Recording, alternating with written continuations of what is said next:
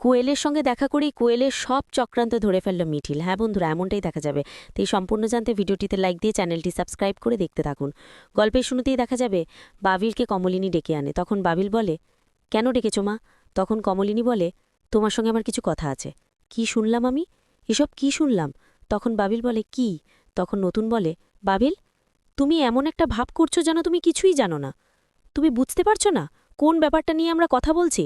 দেখো, মিঠিলের সঙ্গে তোমার যাই হয়ে যাক না কেন, একটা সম্পর্ক থেকে এইভাবে বেরিয়ে আসা যায় না। তুমি সারা জীবনের জন্য মিঠিলকে নিজের জীবন থেকে সরিয়ে দিতে পারো না। তখন বাবিল বলে, আমি তো মিঠিলকে আমার জীবন থেকে সরিয়ে দিইনি, তবে ওই আমার জীবন থেকে সরে যেতে চাইছে। তখন নতুন বলে, সরে যাবে না। তুমি বলো না সরে যাবে না। তখন কমলিনী বলে, আমি না বুঝতে পারছি না বাবিল, তোমাকে আমি মানুষ করতে ভুল করেছি আসলে। না হলে তুমি তুমি এরকমভাবে শান্তভাবে কি করে আছো? তখন মিঠি বলে, আমরা না কাকে বিশ্বাস করব কিছুই বুঝতে পারছি না। তখন কমলিনী বলে, তুমি তুমি একটা মেয়ের সঙ্গে এতদিন ধরে সম্পর্ক ছিলে, তারপরেও আরেকটা মেয়ের সঙ্গে এরকম একটা কাণ্ড কি করে করো তুমি? বলো কি করে করো? তখন তো বাবিল কি বলবে কিছুই বুঝতে পারে না। তখন কমলিনী বলে, আবার শুনলাম মেয়েটা নাকি প্রেগনেন্ট। কি করে হলো এসব? আর ওই মেয়েটাই বা কেমন? তোমার সঙ্গে আরেকজনের বিয়ে ঠিক হয়ে আছে জেনেও ওই মেয়েটাই বা তোমার সঙ্গে সহবাস করতে কি করে রাজি হয়ে যায়? আমি তো কিছুই বুঝতে পারছি না। তোমার কি একবারও মিঠিলের কথা মনে পড়েনি? তুমি তুমি এরকম একটা কাণ্ড কি করে করলে? কি করে মেয়েটাকে এত বছর পরে কেন ঠকালে বাবিল? কেন ঠকালে? এখন মিঠিলের কাছে আমরা তোমার জন্য মুখ দেখাতে পারছি না, কিচ্ছু বলতে পারছি না। আর তোমার সেই নিয়ে কোনো ভাবনাই নেই। তখন তখন দেখা যাবে কমলিনী বাবিলকে বলে, তুমি এই সম্পর্কটা থেকে বেরিয়ে এসো।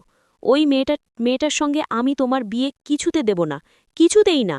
আমি কিছুতেই মেনে নিতে পারবো না। তখন নতুন বলে, কমলিনী এসব কথা বলো না। তখন কুচি বলে, নতুনদা, তুমি কি করতে চাইছো? তুমি কি বলছো? তখন নতুন বলে, দেখো, মেয়েটা প্রেগনেন্ট। এখানে মেয়েটাকে আমরা এইভাবে অ্যাভয়েড করতে পারি না। আর যেহেতু মেয়েটা প্রেগনেন্ট, বাবিলের সন্তানের মা হতে চলেছে, তাহলে বাবিল খাও ওর সন্তানের দায়িত্ব নিতে হবে। তখন বাবিল বলে, আমি কি করব? ও যে কিছুতেই বাচ্চাটাকে নষ্ট করতে চাইছে না। তখন তখন নতুন বলে, বাবিল, তুমি যেটা করেছ সেটার দায়ভার তোমাকেই নিতে হবে। ওই মেয়ের বাচ্চার সব দায়িত্ব তোমাকে নিতে হবে। আর তুমি তুমি বিয়ের কথা ভেবেছ কিনা আমি জানি না, তবে মিঠিল যদি চলে গিয়ে থাকে ও নিজে থেকেই সব সিদ্ধান্ত নিয়েছে।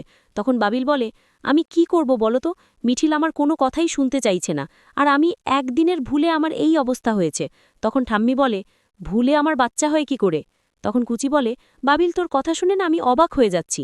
তখন কমলিনী বলে, ভুলে বাচ্চা হয়ে গেছে তাই না? তোর কোনো দায়িত্ব জ্ঞান নেই। কি করে করলি আমি তো ভাবতেই পারছি না বাবিল, যে তুই তুই এরকম একটা কাণ্ড করতে পারিস। তখন বাবিল বলে, আমি কি করব বলো তো?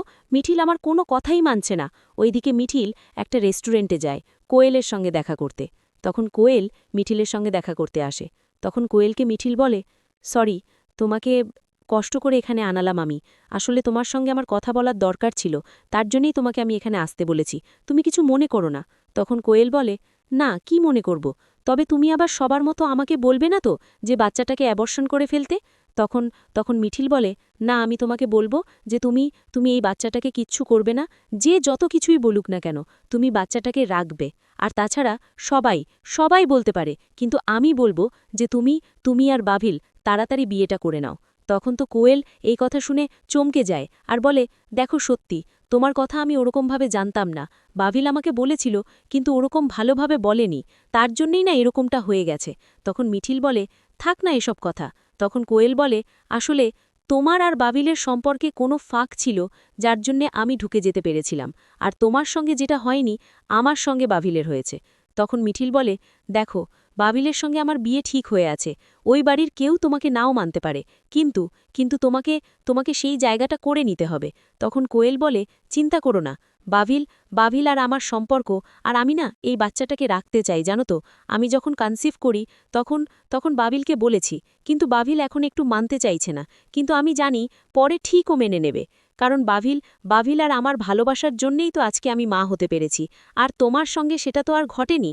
তখন তখন মিঠিল বলে, মানে কি বলতে চাও তুমি? আমার সঙ্গে বাবিলের সঙ্গে অনেক দিন ধরে বিয়ে ঠিক হয়ে আছে। ওই বাড়ির মানুষগুলো না খুব ভালো, বিশেষ করে বাবিলের মা, উনি কাকিমা, খুব ভালো। কাকিমার সঙ্গে তোমার বন্ধুত্বের সম্পর্ক আছে, তাই তাই আমি যে সম্পর্কটা থেকে একবার বেরিয়ে এসেছি না, সেই সম্পর্কটাতে আর কোনোদিনও ঢুকব না। আর তুমি তুমি যখন প্রেগনেন্ট, তাই তোমাকে তো আমি কোনো রকমভাবেই ডিস্টার্ব করব না। তোমাদের সম্পর্কে আমি কোনোদিনও ঢুকব না। ওইদিকে বুবলাই বুবলাই বাবিলকে বলে, আচ্ছা বাবিল, তুই এত বড় একটা ভুল কি করে ফেললি বলতো? তখন বাবিল বলে, দেখ বর্দা ভাই, ভুল তো মানুষেরই হয়। তুইও তো ভুল করতে করতে শিখেছিস, তাই আমারও না এটা ভুল হয়ে গেছে। এখন আমি কি করব? একটা একটা মুহূর্তের জন্য আমার ভুল হয়ে গেছিল। আমি নিজেকে নিজেকে অনেক সামলানোর চেষ্টা করেছিলাম। ইনফ্যান্ট